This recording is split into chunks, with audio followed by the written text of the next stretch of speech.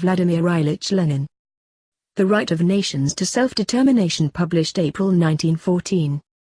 Clause 9 of the Russian Marxists program, which deals with the right of nations to self-determination, has, as we have already pointed out in Prasvshkeny I, given rise lately to a crusade on the part of the opportunists.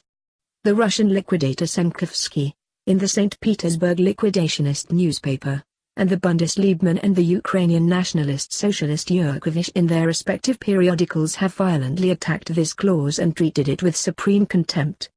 There is no doubt that this campaign of a motley array of opportunists against our Marxist program is closely connected with present-day nationalist vacillations in general.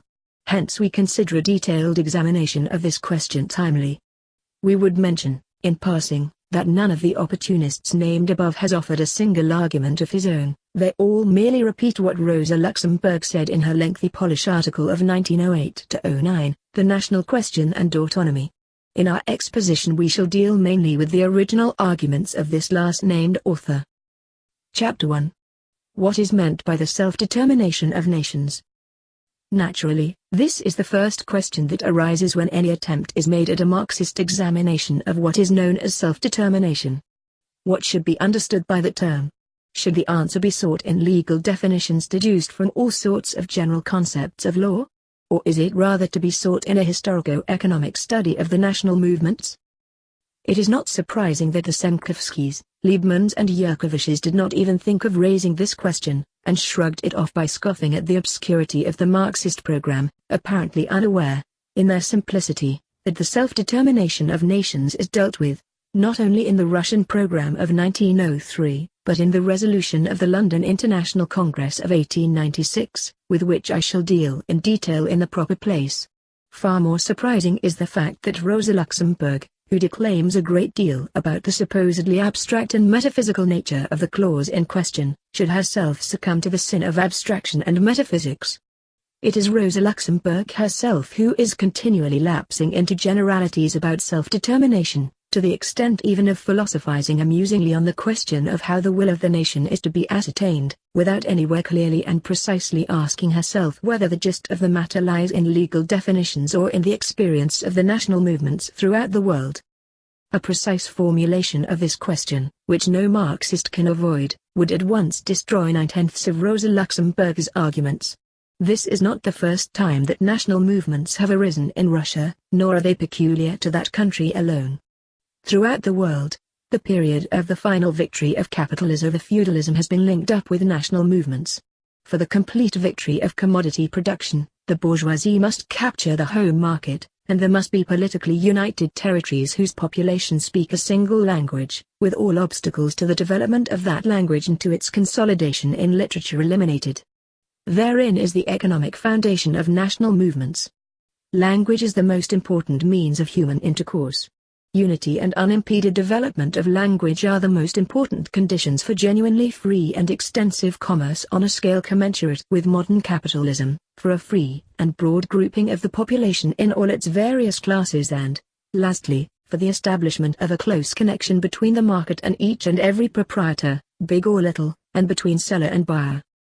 Therefore, the tendency of every national movement is towards the formation of national states, under which these requirements of modern capitalism are best satisfied. The most profound economic factors drive towards this goal, and, therefore, for the whole of Western Europe, nay, for the entire civilized world, the national state is typical and normal for the capitalist period.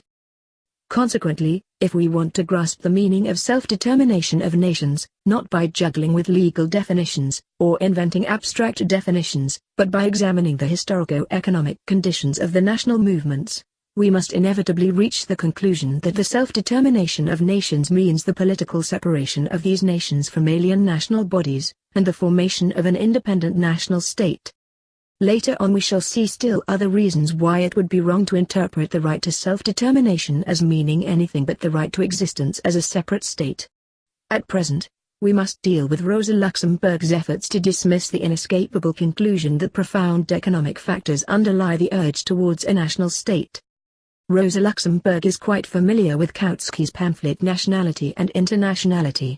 Supplement to Die News 2, No. 11, 1907-08. Russian translation in the journal Naучная мысль, 3, Riga, 1908. She is aware that, after carefully analyzing the question of the national state in section 4 of that pamphlet, Kautsky arrived at the conclusion that Otto Bauer underestimates the strength of the urge towards a national state. p. 23 of the pamphlet. Rosa Luxemburg herself quotes the following words of Kautsky's. The national state is the form most suited to present-day conditions, i.e., capitalist, civilized, economically progressive conditions, as distinguished from medieval, pre-capitalist, etc.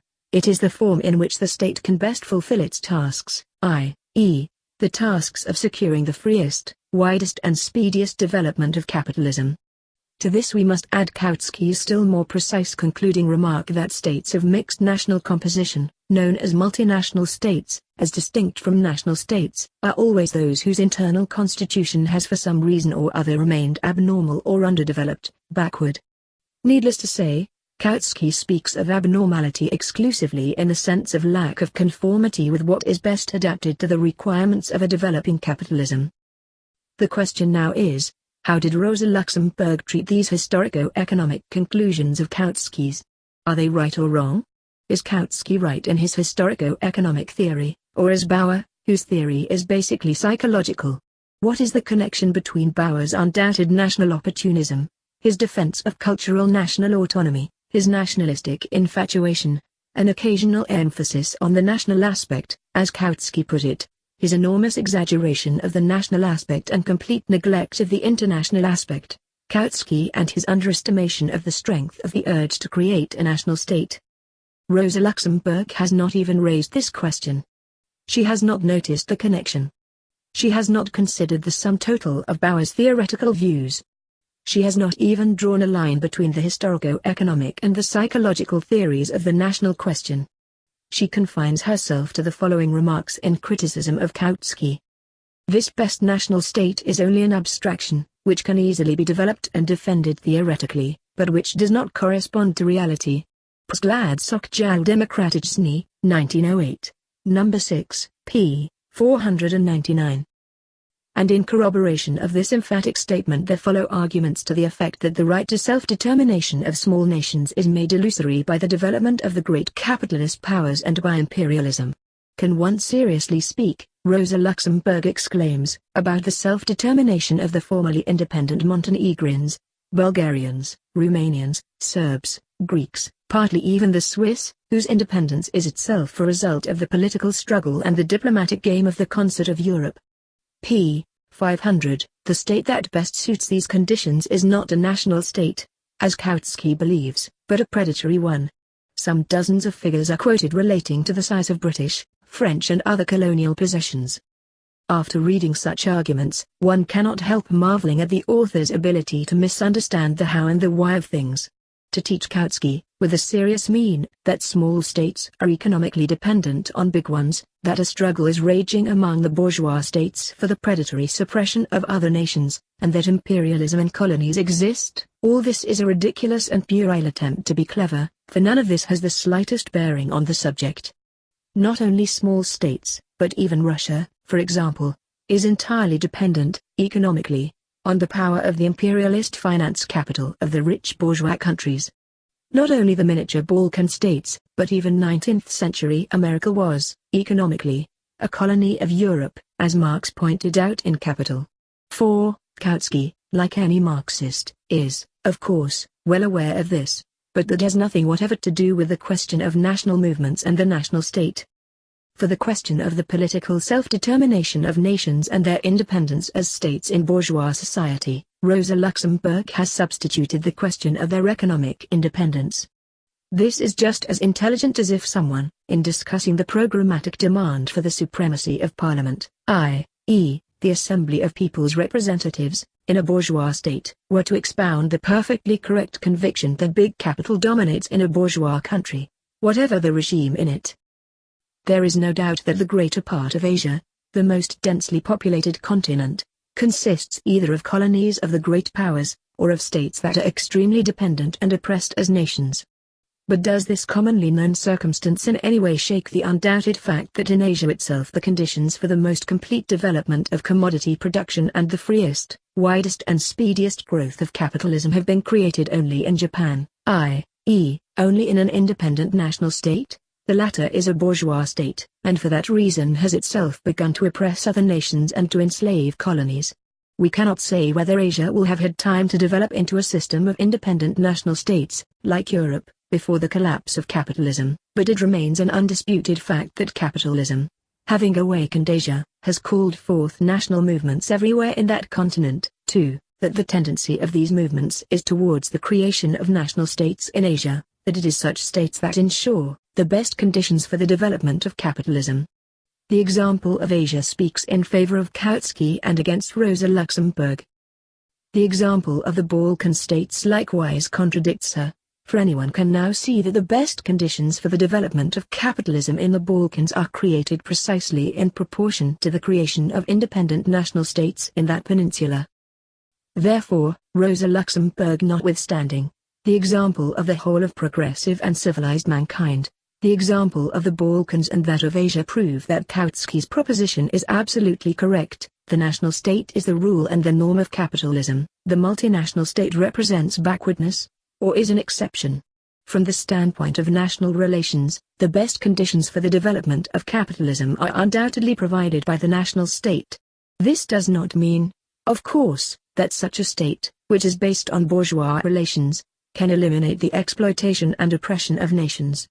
It only means that Marxists cannot lose sight of the powerful economic factors that give rise to the urge to create national states. It means that self-determination of nations in the Marxists' program cannot, from a historico-economic point of view, have any other meaning than political self-determination, state independence, and the formation of a national state. The conditions under which the bourgeois democratic demand for a national state should be supported from a Marxist, i.e., class proletarian, point of view will be dealt with in detail below. For the present, we shall confine ourselves to the definition of the concept of self-determination, and only note that Rosa Luxemburg knows what this concept means, national state, whereas her opportunist partisans, the Liebmans, the Senkrivskys, the Yurkoviches, do not even know that. Chapter 2. The historically concrete presentation of the question. The categorical requirement of Marxist theory in investigating any social question is that it be examined within definite historical limits, and, if it refers to a particular country, e.g., the national program for a given country, that account be taken of the specific features distinguishing that country from others in the same historical epoch. What does this categorical requirement of Marxism imply in its application to the question under discussion? First of all, it implies that a clear distinction must be drawn between the two periods of capitalism, which differ radically from each other as far as the national movement is concerned. On the one hand, there is the period of the collapse of feudalism and absolutism, the period of the formation of the bourgeois democratic society and state, when the national movements for the first time become mass movements and in one way or another draw all classes of the population into politics through the press, participation in representative institutions, etc. On the other hand, there is the period of fully formed capitalist states with a long-established constitutional regime and a highly developed antagonism between the proletariat and the bourgeoisie, a period that may be called the eve of capitalism's downfall. The typical features of the first period are the awakening of national movements and the drawing of the peasants, the most numerous and the most sluggish section of the population, into these movements, in connection with the struggle for political liberty in general, and for the rights of the nation in particular. Typical features of the second period are the absence of mass bourgeois democratic movements and the fact that developed capitalism, in bringing closer together nations that have already been fully drawn into commercial intercourse, and causing them to intermingle to an increasing degree, brings the antagonism between internationally united capital and the international working class movement into the forefront. Of course, the two periods are not walled off from each other. They are connected by numerous transitional links, the various countries differing from each other in the rapidity of their national development, in the national makeup and distribution of their population, and so on.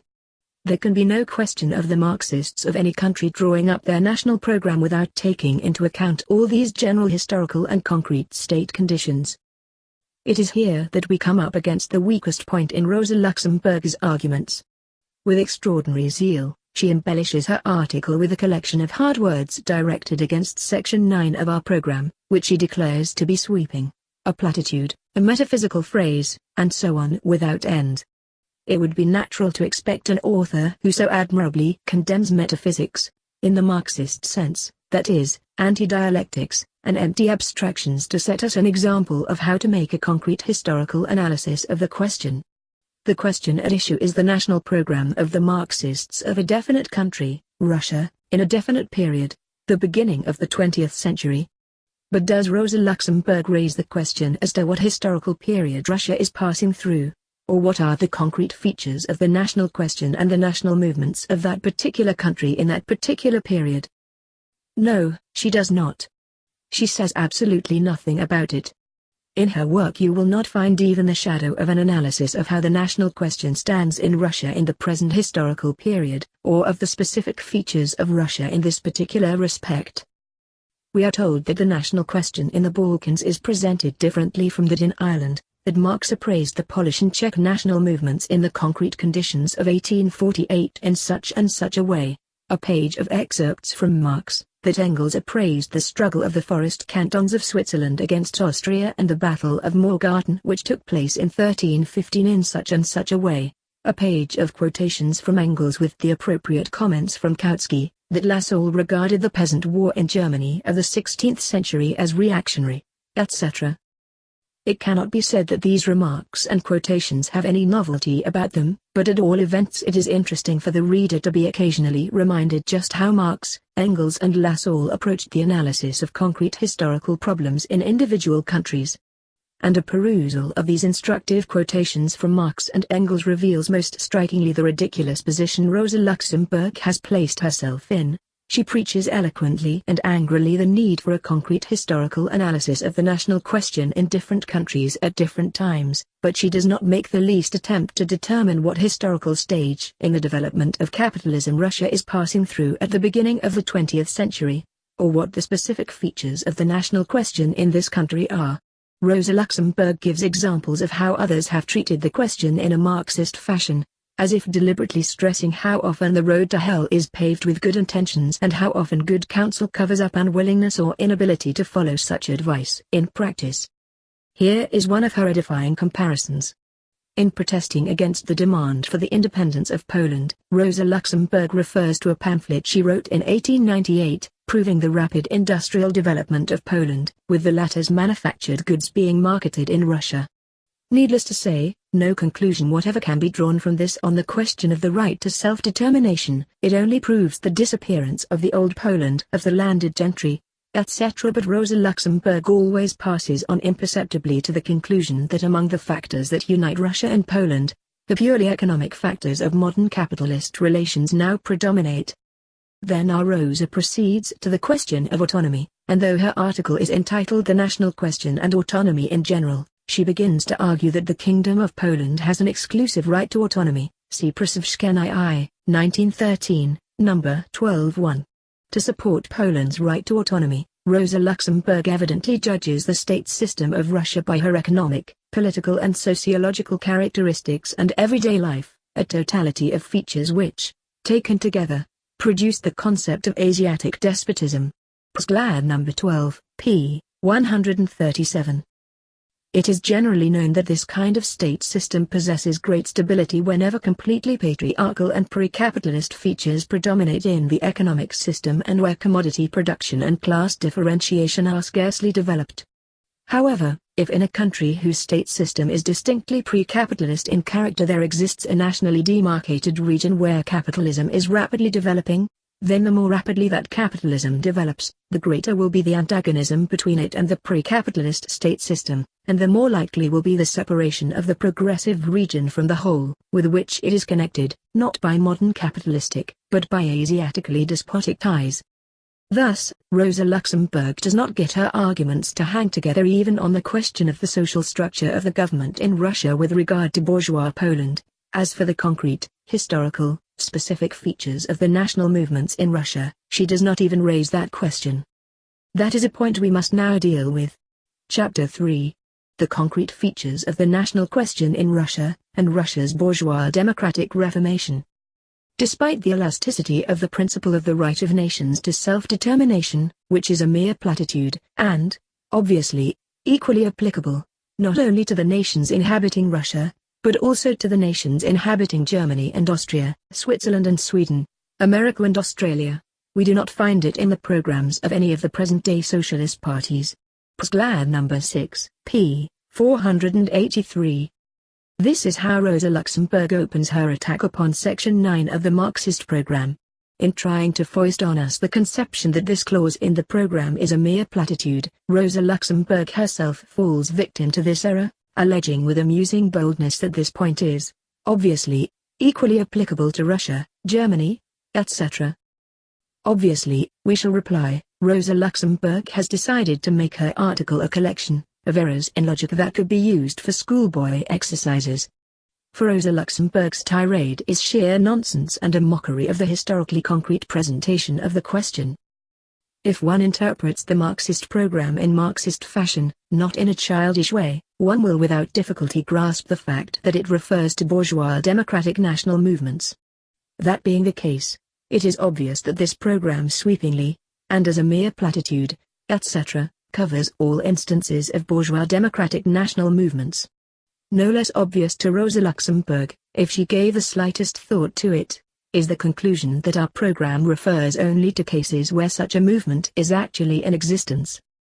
Had she given thought to these obvious considerations, Rosa Luxemburg would have easily perceived what nonsense she was talking. In accusing us of uttering a platitude, she has used against us the argument that no mention is made of the right to self-determination in the programs of countries where there are no bourgeois democratic national movements. A remarkably clever argument. A comparison of the political and economic development of various countries, as well as of their Marxist programs, is of tremendous importance from the standpoint of Marxism, for there can be no doubt that all modern states are of a common capitalist nature and are therefore subject to a common law of development. But such a comparison must be drawn in a sensible way. The elementary condition for comparison is to find out whether the historical periods of development of the countries concerned are at all comparable. For instance, only absolute ignoramuses, such as Princip Trubetskoy in Rushkaya Misl, are capable of comparing the Russian Marxists' agrarian program with the programs of Western Europe, since our program replies to questions that concern the bourgeois democratic agrarian reform, whereas in the Western countries no such question arises. The same applies to the national question. In most Western countries it was settled long ago. It is ridiculous to seek an answer to non-existent questions in the programs of Western Europe. In this respect Rosa Luxemburg has lost sight of the most important thing, the difference between countries where bourgeois democratic reforms have long been completed, and those where they have not. The crux of the matter lies in this difference. Rosa Luxemburg's complete disregard of it transforms her verbose article into a collection of empty and meaningless platitudes. The epoch of bourgeois democratic revolutions in Western, continental Europe embraces a fairly definite period, approximately between 1789 and 1871. This was precisely the period of national movements and the creation of national states. When this period drew to a close, Western Europe had been transformed into a settled system of bourgeois states, which, as a general rule, were nationally uniform states. Therefore, to seek the right to self-determination in the programs of West European socialists at this time of day is to betray one's ignorance of the ABC of Marxism. In Eastern Europe and Asia the period of bourgeois democratic revolutions did not begin until 1905. The revolutions in Russia, Persia, Turkey, and China, the Balkan Wars, such is the chain of world events of our period in our Orient. And only a blind man could fail to see in this chain of events the awakening of a whole series of bourgeois democratic national movements which strive to create nationally independent and nationally uniform states. It is precisely and solely because Russia and the neighboring countries are passing through this period that we must have clause in our program on the right of nations to self-determination. But let us continue the quotation from Rosa Luxemburg's article a little more. She writes, in particular, the program of a party which is operating in a state with an extremely varied national composition, and for which the national question is a matter of first-rate importance, the program of the Austrian Social Democratic Party, does not contain the principle of the right of nations to self-determination. Ibid. Thus, an attempt is made to convince the reader by the example of Austria in particular. Let us examine this example in the light of concrete historical facts and see just how sound it is. In the first place, let us pose the fundamental question of the completion of the bourgeois democratic revolution.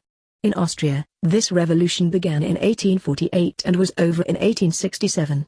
Since then, a more or less fully established bourgeois constitution has dominated, for nearly half a century, and on its basis a legal workers' party is legally functioning. Therefore, in an internal conditions of Austria's development, i.e., from the standpoint of the development of capitalism in Austria in general, and among its various nations in particular, there are no factors that produce leaps and bounds, a concomitant of which might be the formation of nationally independent states.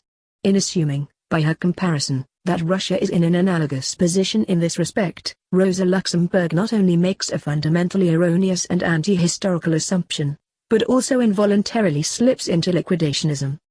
Secondly, the profound difference in the relations between the nationalities in Austria and those in Russia is particularly important for the question we are concerned with. Not only was Austria for a long time a state in which the Germans preponderated, but the Austrian Germans laid claim to hegemony in the German nation as a whole. This claim, as Rosa Luxemburg, who is seemingly so averse to commonplaces, platitudes, abstractions, will perhaps be kind enough to remember, was shattered in the War of 1866. The German nation predominating in Austria found itself outside the pale of the independent German state which finally took shape in 1871. On the other hand, the Hungarians' attempt to create an independent national state collapsed under the blows of the Russian serf army as far back as 1849. A very peculiar situation was thus created, a striving on the part of the Hungarians and then of the Czechs, not for separation from Austria, but, on the contrary, for the preservation of Austria's integrity, precisely in order to preserve national independence, which might have been completely crushed by more rapacious and powerful neighbors. Owing to this peculiar situation, Austria assumed the form of a dual state, and she is now being transformed into a triple state, Germans, Hungarians, Slavs. Is there anything like this in Russia? Is there in our country a striving of the subject peoples for unity with the great Russians in face of the danger of worse national oppression? One need only pose this question in order to see that the comparison between Russia and Austria on the question of self-determination of nations is meaningless, platitudinous and ignorant. The peculiar conditions in Russia with regard to the national question are just the reverse of those we see in Austria. Russia is a state with a single national center, Great Russia. The Great Russians occupy a vast, unbroken stretch of territory, and number about 70 million. The specific features of this national state are, first, that subject peoples, which, on the whole, comprise the majority of the entire population, 57%, inhabit the border regions. Secondly, the oppression of these subject peoples is much stronger here than in the neighboring states, and not even in the European states alone. Thirdly, in a number of cases the oppressed nationalities inhabiting the border regions have compatriots across the border, who enjoy greater national independence. Suffice it to mention the Finns, the Swedes, the Poles, the Ukrainians and the Romanians along the western and southern frontiers of the state. Fourthly, the development of capitalism and the general level of culture are often higher in the non-Russian border regions than in the center. Lastly, it is in the neighboring Asian states that we see the beginning of a phase of bourgeois revolutions and national movements which are spreading to some of the kindred nationalities within the borders of Russia. Thus, it is precisely the special concrete, historical features of the national question in Russia that make the recognition of the right of nations to self-determination in the present period a matter of special urgency in our country. Incidentally, even from the purely factual angle, Rosa Luxemburg's assertion that the Austrian Social Democrats' program does not contain any recognition of the right of nations to self-determination is incorrect.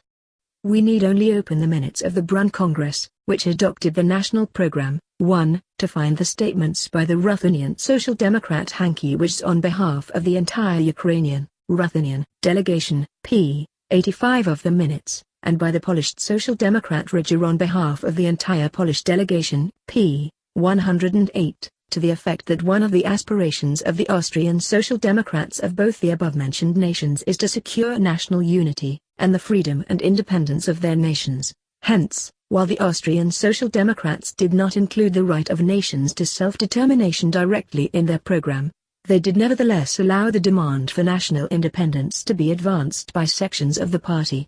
In effect, this means, of course, the recognition of the right of nations to self-determination. Thus, Rosa Luxemburg's reference to Austria speaks against Rosa Luxemburg in all respects. Chapter 4. Practicality and the National Question.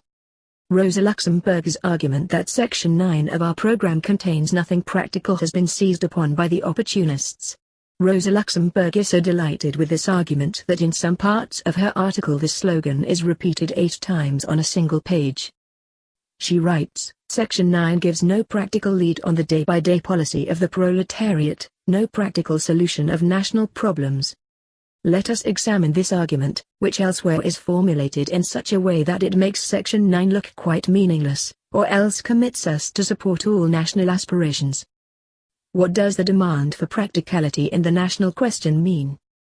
It means one of 3 things: support for all national aspirations, the answer yes or no to the question of secession by any nation, or that national demands are in general immediately practicable. Let us examine all 3 possible meanings of the demand for practicality. The bourgeoisie, which naturally assumes the leadership at the start of every national movement, says that support for all national aspirations is practical. However, the proletariat's policy in the national question, as in all others, supports the bourgeoisie only in a certain direction, but it never coincides with the bourgeoisie's policy.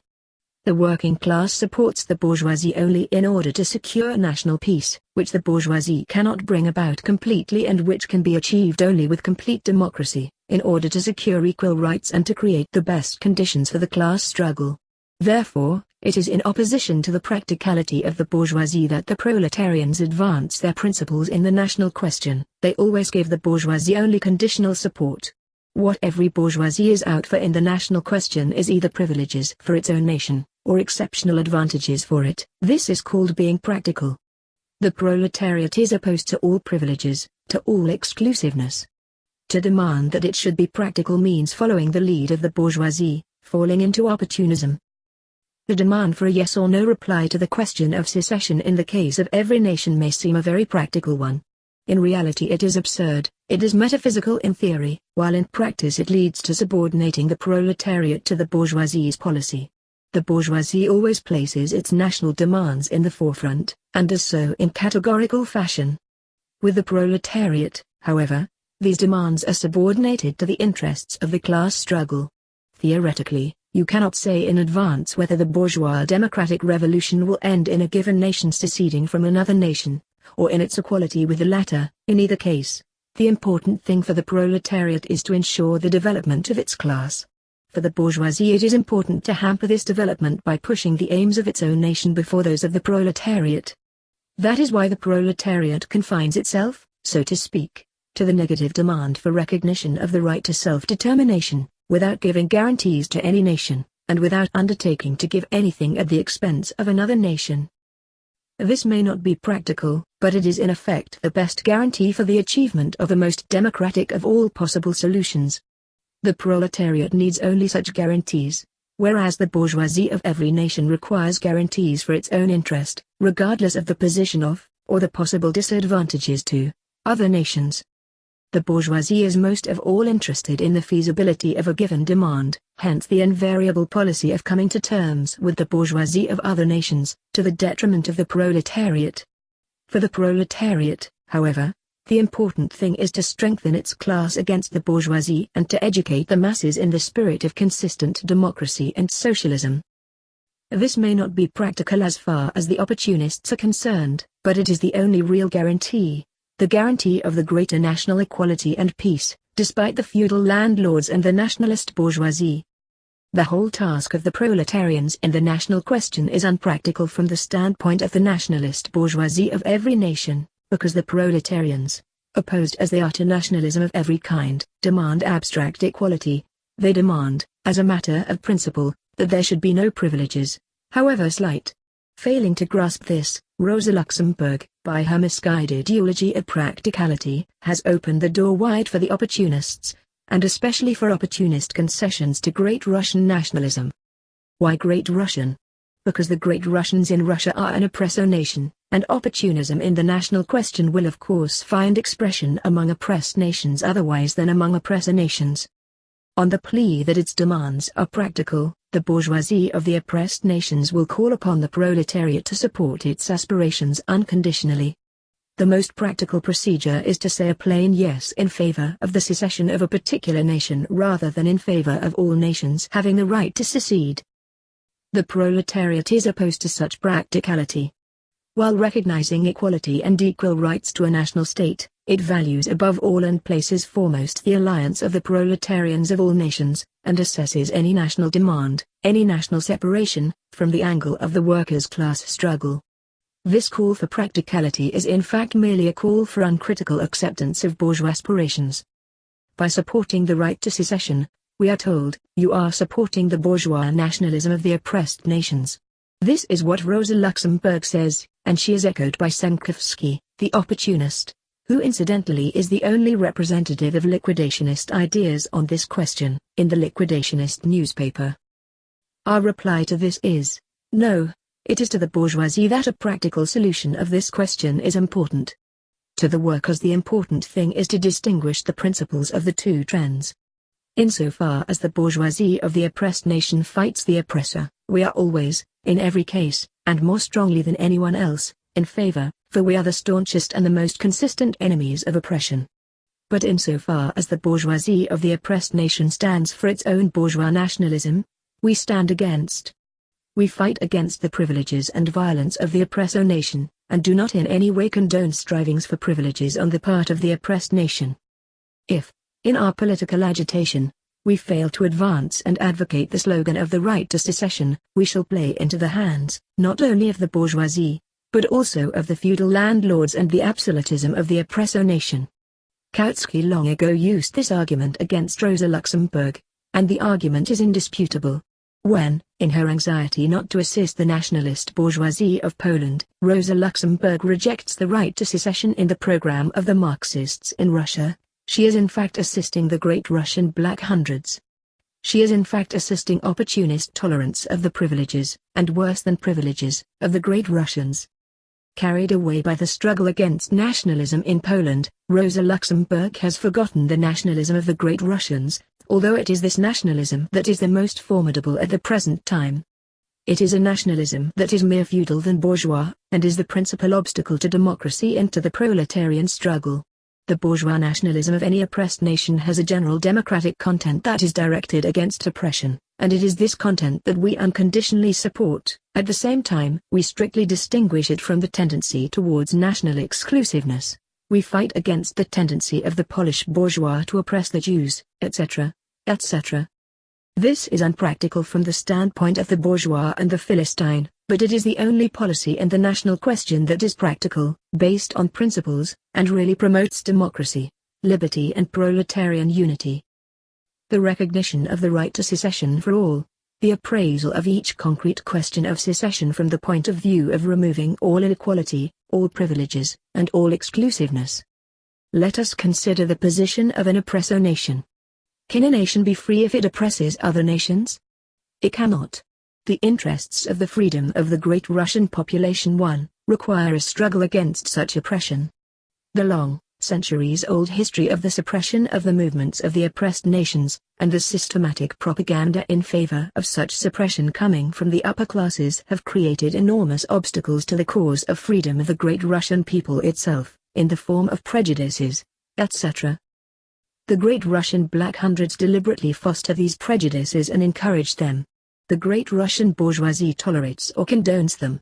The Great Russian proletariat cannot achieve its own aims or clear the road to its freedom without systematically countering these prejudices. In Russia, the creation of an independent national state remains, for the time being, the privilege of the Great Russian nation alone. We, the Great Russian proletarians, who defend no privileges whatever, do not defend this privilege either.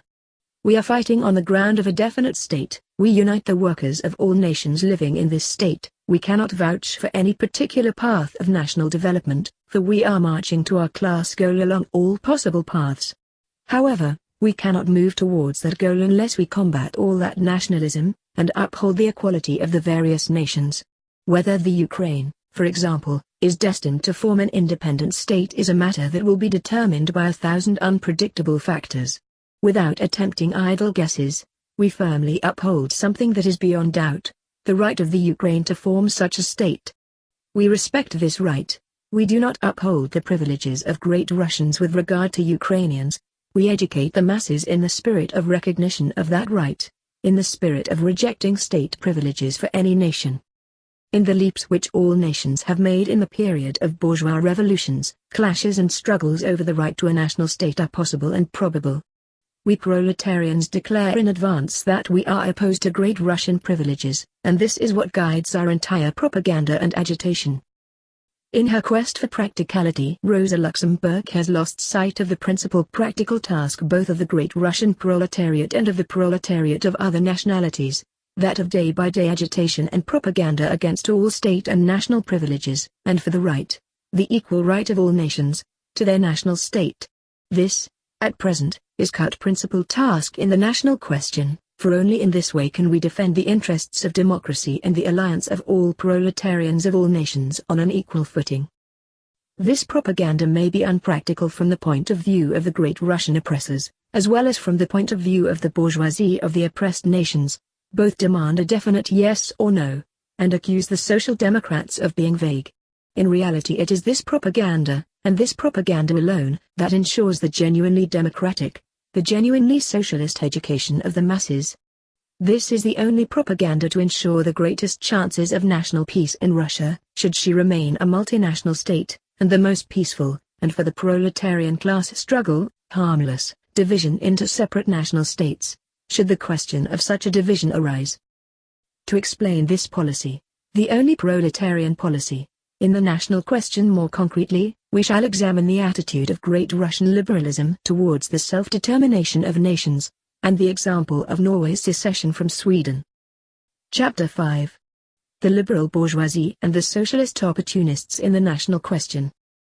We have seen that the following argument is one of Rosa Luxemburg's trump cards in Lie's struggle against the program of the Marxists in Russia. Recognition of the right to self-determination is tantamount to supporting the bourgeois nationalism of the oppressed nations.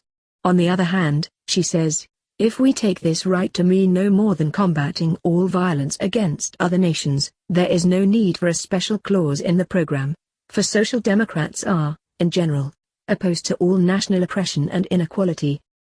The first argument, as Kautsky irrefutably proved nearly 20 years ago, is a case of blaming other people for one's own nationalism. In her fear of the nationalism of the bourgeoisie of oppressed nations, Rosa Luxemburg is actually playing into the hands of the Black Hundred nationalism of the Great Russians. Her second argument is actually a timid evasion of the question whether or not recognition of national equality includes recognition of the right to secession. If it does, then Rosa Luxemburg admits that, in principle, Section 9 of our program is correct. If it does not, then she does not recognize national equality. Shuffling and evasions will not help matters here.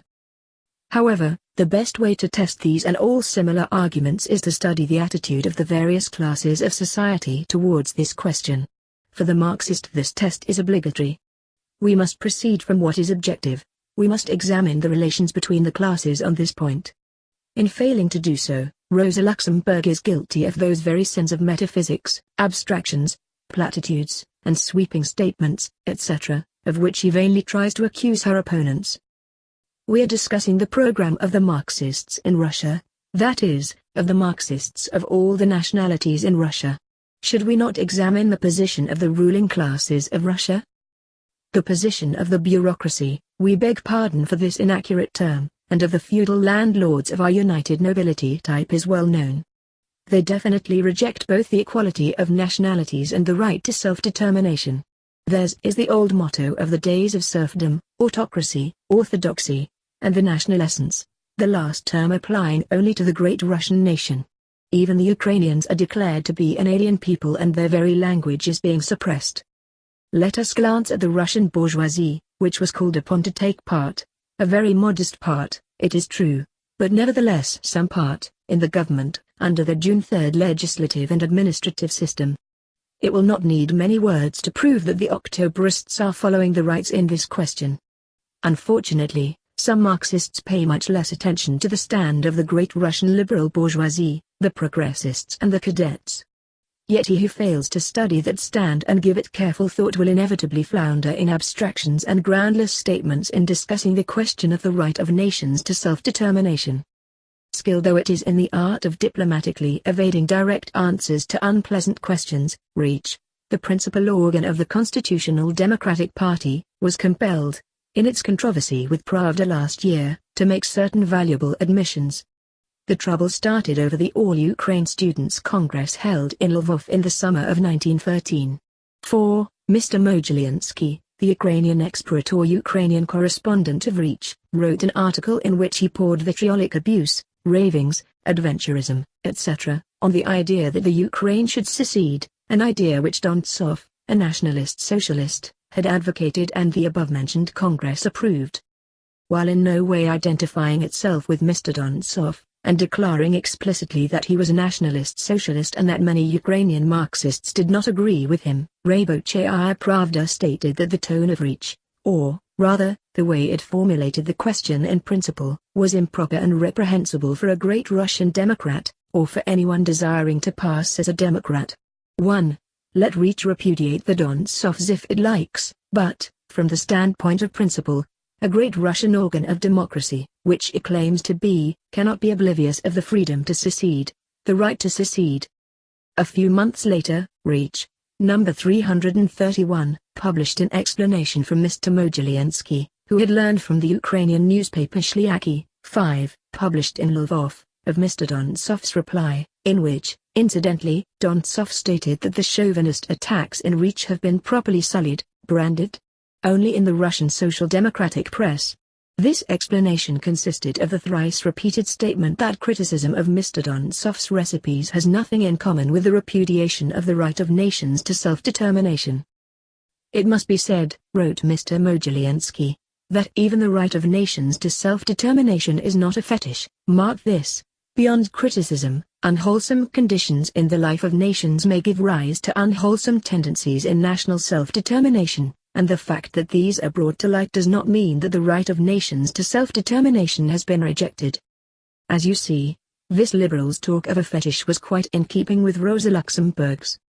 It was obvious that Mr. Mogilyansky was trying to evade a direct reply to the question whether or not he recognized the right to political self-determination, i.e., to secession. The newspaper Proletarskaya Pravda, issue number 4, for December 11, 1913, also put this question point-blank to Mr. Mogilyansky and to the Constitutional Democratic Party. 2. Thereupon Reich, number 340, published an unsigned, that is, official, editorial statement replying to this question. This reply boils down to the following 3 points. 1. Section 11 of the Constitutional Democratic Party's program speaks bluntly, precisely and clearly of the right of nations to free cultural self-determination. 2. Reich affirms that Proletarskaya Pravda hopelessly confuses self-determination with separatism, with the secession of a given nation. 3. Actually, the cadets have never pledged themselves to advocate the right of nations to secede from the Russian state.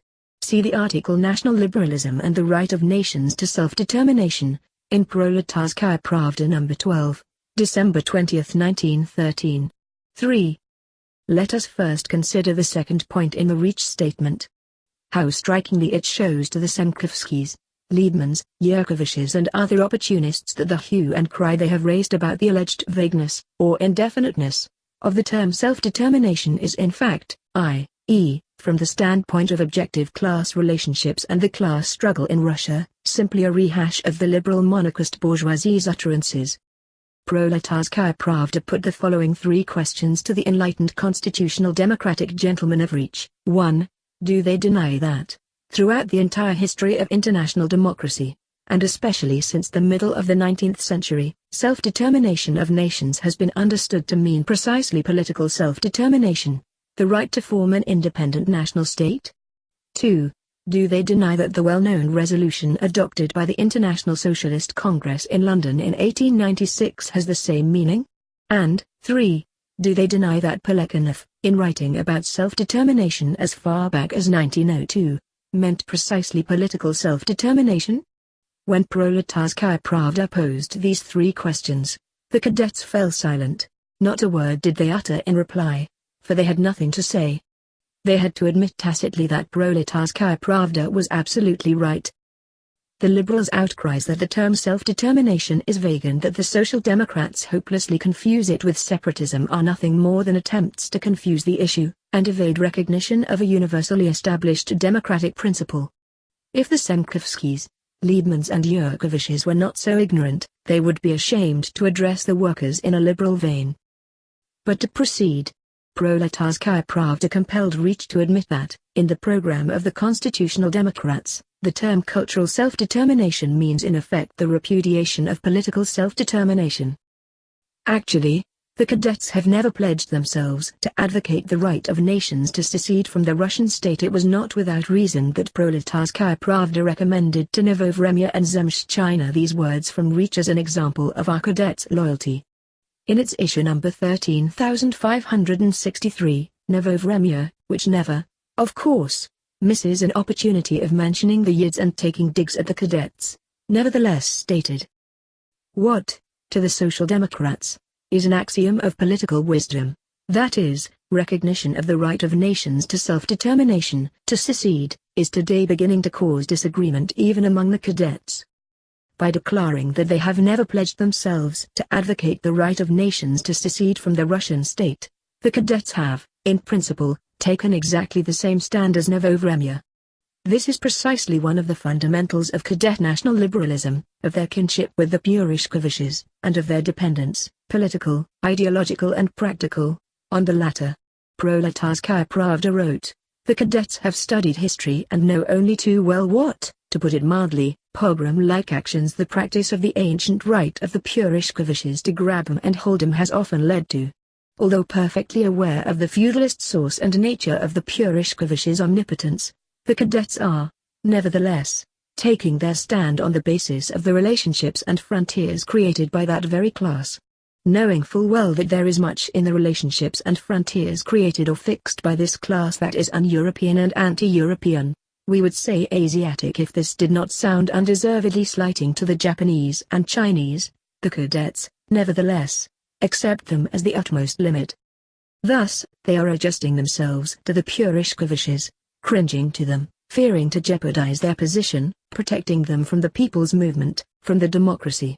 As Proletarskaya Pravda wrote, in effect, this means adapting oneself to the interests of the feudal-minded landlords and to the worst nationalist prejudices of the dominant nation, instead of systematically combating those prejudices.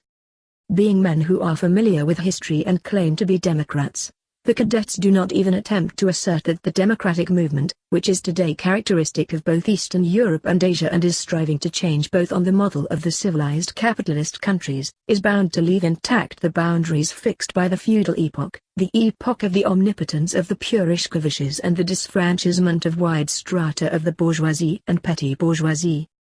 The fact that the question raised in the controversy between Proletarskaya Pravda and Reich was not merely a literary question, but one that involved a real political issue of the day, was proved, among other things, by the last conference of the Constitutional Democratic Party held on March 23-25, 1914, in the official report of this conference in Reich, number 83, of March 26, 1914, we read. A particularly lively discussion also took place on national problems. The Kiev deputies, who were supported by N.V. Nekrasov and A.M. Kolyubakin, pointed out that the national question was becoming a key issue, which would have to be faced up to more resolutely than hitherto. F. Kokoshkin pointed out, however, this is like schedrons but, the ears never grow higher than the forehead, never, that both the program and past political experience demanded that elastic formulas of political self-determination of nationalities should be handled very carefully. This most remarkable line of reasoning at the Cadet Conference deserves serious attention from all Marxists and all Democrats. We will note in parentheses that Kaifskaya Misl, which is evidently very well informed and no doubt presents Mr. Kokoshkin's ideas correctly, added that, of course, as a warning to his opponents, he laid special stress on the danger of the disintegration of the state. The official report in Reach is composed with consummate diplomatic skill designed to lift the veil as little as possible and to conceal as much as possible. Yet, in the main, what took place at the cadet conference is quite clear. The liberal bourgeois delegates, who were familiar with the state of affairs in the Ukraine, and the left cadets raised the question precisely of the political self-determination of nations. Otherwise, there would have been no need for Mr. Kokoschkin to urge that this formula should be handled carefully.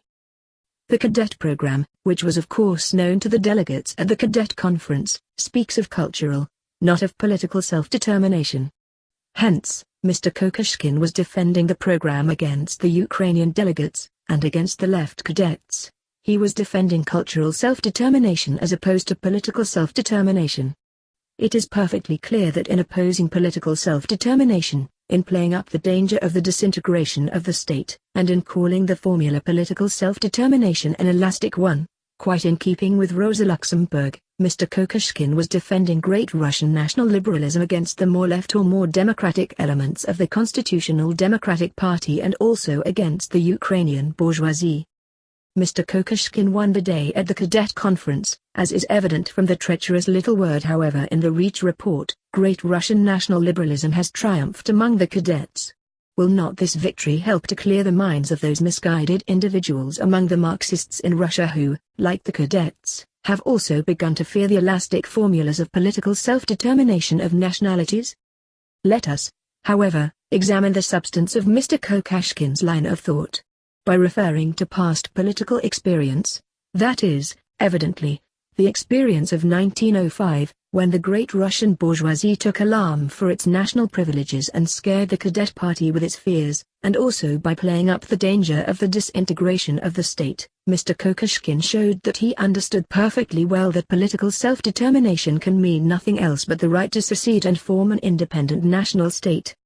The question is, how should Mr. Kokoschkin's fears be appraised in the light of democracy in general, and the proletarian class struggle in particular?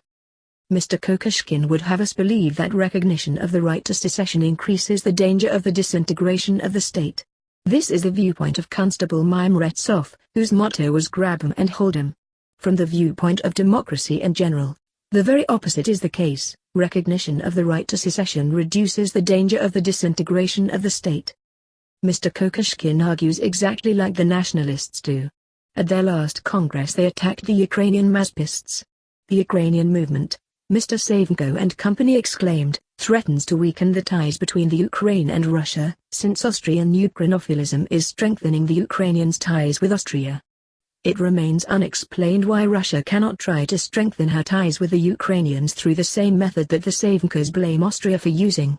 That is, by granting the Ukrainians freedom to use their own language, self-government and an autonomous diet. The arguments of the Savenkos and Kokoschkins are exactly alike, and from the purely logical point of view they are equally ridiculous and absurd. Is it not clear that the more liberty the Ukrainian nationality enjoys in any particular country, the stronger its ties with that country will be? One would think that this truism could not be disputed without totally abandoning all the premises of democracy. Can there be greater freedom of nationality, as such, than the freedom to secede, the freedom to form an independent national state? To clear up this question, which has been so confused by the liberals, and by those who are so misguided, as to echo them, we shall cite a very simple example. Let us take the question of divorce. In her article Rosa Luxemburg writes that the centralized democratic state, while conceding autonomy to its constituent parts, should retain the most important branches of legislation, including legislation on divorce, under the jurisdiction of the central parliament. The concern that the central authority of the democratic state should retain the power to allow divorce can be readily understood. The reactionaries are opposed to freedom of divorce. They say that it must be handled carefully, and loudly declare that it means the disintegration of the family. The Democrats, however, believe that the reactionaries are hypocrites, and that they are actually defending the omnipotence of the police and the bureaucracy, the privileges of one of the sexes, and the worst kind of oppression of women. They believe that in actual fact freedom of divorce will not cause the disintegration of family ties, but, on the contrary, will strengthen them on a democratic basis, which is the only possible and durable basis in civilized society. To accuse those who support freedom of self-determination, i.e., freedom to secede, of encouraging separatism, is as foolish and hypocritical as accusing those who advocate freedom of divorce of encouraging the destruction of family ties. Just as in bourgeois society the defenders of privilege and corruption, on which bourgeois marriage rests, oppose freedom of divorce, so, in the capitalist state, repudiation of the right to self-determination, i.e., the right of nations to secede, means nothing more than defense of the privileges of the dominant nation and police methods of administration, to the detriment of democratic methods.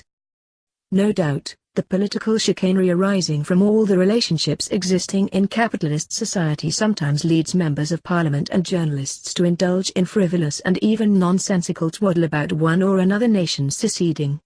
But only reactionaries can allow themselves to be frightened, or pretend to be frightened, by such talk. Those who stand by democratic principles, that is, who insist that questions of state be decided by the mass of the population, know very well that there is a tremendous distance, between what the politicians prate about and what the people decide. From their daily experience the masses know perfectly well the value of geographical and economic ties and the advantages of a big market and a big state. They will, therefore, resort to secession only when national oppression and national friction make joint life absolutely intolerable and hinder any and all economic intercourse. In that case, the interests of capitalist development and of the freedom of the class struggle will be best served by secession. Thus, from whatever angle we approach Mr. Kokoschkin's arguments, they prove to be the height of absurdity and a mockery of the principles of democracy. And yet there is a modicum of logic in these arguments, the logic of the class interests of the great Russian bourgeoisie. Like most members of the Constitutional Democratic Party, Mr. Kokoschkin is a lackey of the money bags of that bourgeoisie. He defends its privileges in general, and its state privileges in particular. He defends them hand in hand and shoulder to shoulder with Purishkevich, the only difference being that Purishkevich puts more faith in the feudalist cudgel, while Kokoschkin and company realize that this cudgel was badly damaged in 1905. And rely more on bourgeois methods of fooling the masses, such as frightening the petty bourgeoisie and the peasants with the specter of the disintegration of the state, and deluding them with phrases about blending people's freedom with historical tradition, etc. The liberals' hostility to the principle of political self-determination of nations can have one, and only one, real class meaning: national liberalism, defense of the state privileges of the great Russian bourgeoisie.